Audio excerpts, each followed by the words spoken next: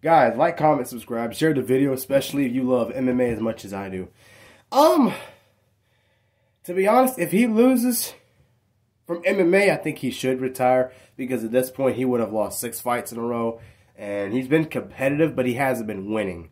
So I would say if he loses again, he should retire. But if he wins, I mean, no, he definitely doesn't need to retire, especially if he wins. I mean, his last 2 fights were very competitive.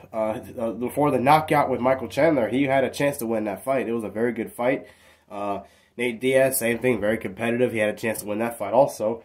He puts butts in seats. People still want to pay to see him fight. So if he wins, no, he shouldn't retire. Now, I say just from MMA because there's still boxing he might want to do. He has mentioned boxing before, like last year when he had the interview talking about how Dana White doesn't let him, like the UFC doesn't let him go out and box and do other stuff.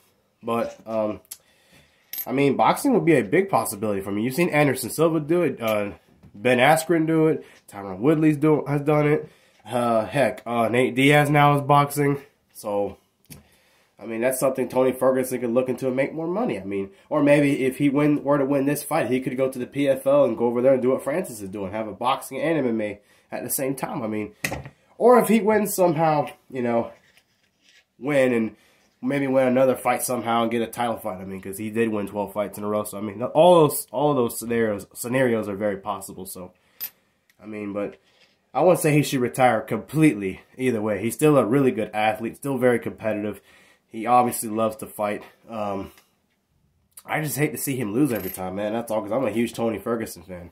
But, I don't know. I mean, it just depends. Hopefully he wins. I'm pulling for him. I did pick him to win by split decision. I said there would be a little controversy. I thought he'd be losing most of the fight with Bobby Green because he gets hit too much.